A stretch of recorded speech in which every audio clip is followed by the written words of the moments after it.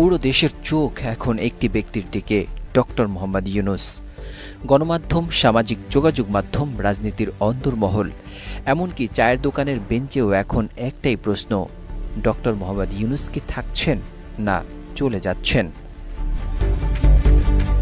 বৃহস্পতিবার বিকেলে উপদেষ্টা পরিষদের নিয়মিত সাপ্তাহিক বৈঠক শেষে সচিব ও সরকারি কর্মকর্তারা বের হয়ে গেলে শুরু হয় অনানুষ্ঠানিক এক পর্ব। 4 ঘণ্টাব্যাপী চলে এই রুদ্ধদ্বার বৈঠক। সেই বৈঠকের এক পর্যায়ে প্রধান উপদেষ্টা ডক্টর মোহাম্মদ ইউনূস সরাসরি বলেন, আমি আর পারছি না, এই জঞ্জালের দায় আমার নয়, আমি আজই জাতির উদ্দেশ্যে ভাষণ দিয়ে পদত্যাগ করব। শেকড় থেকে শিখরে এমন কথা যেন বজ্রপাতের মতো নেমে আসে উপস্থিত উপদেষ্টাদের উপর। দ্রুত শুরু হয় ভাষণের স্ক্রিপ্ট লেখা, কিন্তু ঠিক সেই মুহূর্তে 1-2 সিনিয়র উপদেষ্টা এসে বলেন, আর 2-1 দিন দেখুন স্যার, এখনই সিদ্ধান্ত নিয়েন না। এমনকি এই রাজনৈতিক জটিলতার মধ্যেও এনসিপি নেতা নাহিদ ইসলাম দেখা করে ডক্টর মোহাম্মদ ইউনূসকে পদত্যাগ না করার জন্য অনুরোধ করেন। উপদেষ্টাদের ভাষ্যমতে ডক্টর ইউনূস রাজনৈতিক ইন্ধনে ক্লান্ত। তার অভিযোগ, এই বিশৃঙ্খলার জন্য তাকে কাঠগড়ায় তোলা হচ্ছে, অথচ রাজনৈতিকরা কোনো দায় নিচ্ছেন না।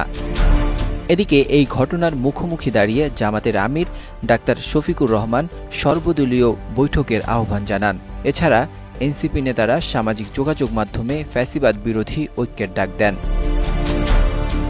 এত কিছুর মধ্যে গণমাধ্যম, সামাজিক যোগাযোগ মাধ্যম সবখানেই চলে একই আলোচনা, কি হবে দেশের? সত্যিই কি পদত্যাগ করছেন প্রধান উপদেষ্টা?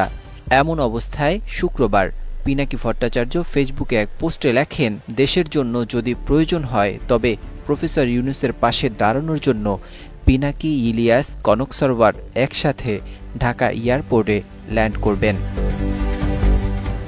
ঘটনা যখন এভাবে এগোচ্ছে, ঠিক তখন আবারও শুরু হয় বৈঠক। সবার চোখ এখন টিভি স্ক্রিনে। কি হচ্ছে বৈঠকে, কি আসছে সিদ্ধান্ত? ঠিক সেই মুহূর্তে খবর ছড়িয়ে পড়ে অন্তর্বর্তী সরকারের প্রধান উপদেষ্টা ডক্টর মোহাম্মদ ইউনূস পদত্যাগ করবেন না, তার ক্ষমতার প্রয়োজন নেই, কিন্তু বাংলাদেশের জন্য ডক্টর মোহাম্মদ ইউনূসের প্রয়োজন আছে। শুক্রবার নিজের ভেরিফাইড ফেসবুক পেজে প্রধান উপদেষ্টার আইসিটি বিষয়ক বিশেষ সহকারী ফয়েজ আহমেদ তৈয়ব এসব কথা বলেন।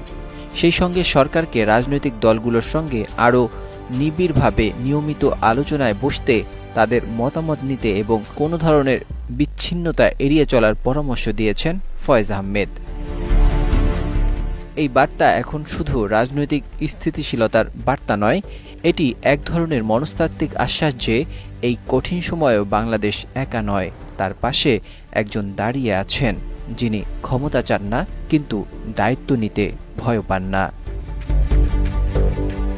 নাজমুল হক রাইয়ান, 21 টেলিভিশন।